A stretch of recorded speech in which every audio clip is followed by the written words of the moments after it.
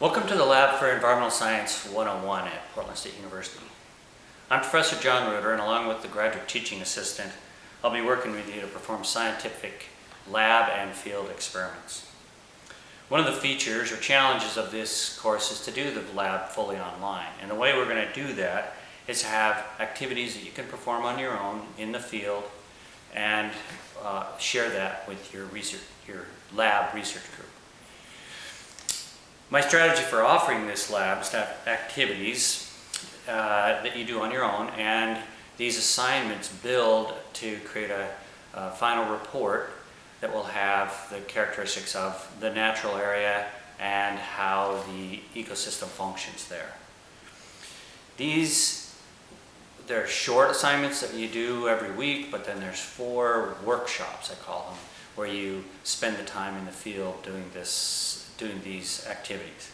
And these work you through the full steps of the scientific process, including choosing an interesting question or area to study, performing some reconnaissance to find out what the field and the scope of your area of study, conducting some experiments using a strict scientific method of hypothesis testing in order to understand how the methods work, monitoring and collecting field site data, sharing your information with others, and the evaluation.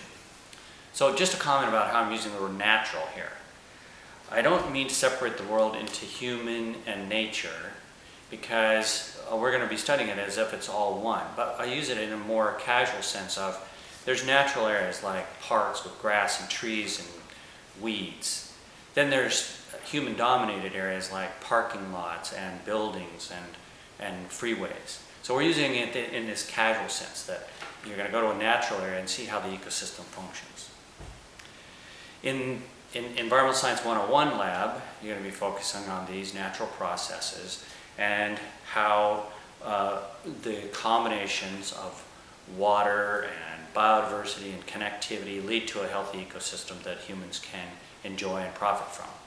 In Environmental Science 102, we're going to focus more on the technology, where we might use particular technologies to preserve the environment or to help take advantage of environmental resources. And in this second class, next term, we'll be looking at technologies that help mainly people have to live off the land in farming or maybe rural poor. That will be the emphasis. So what I'd like you to do now is refer to the D2L calendar and work through the steps for getting ready to selecting a field site. And this is a very important part of the process because a well-selected field site will help you with the rest of the term. Thank you.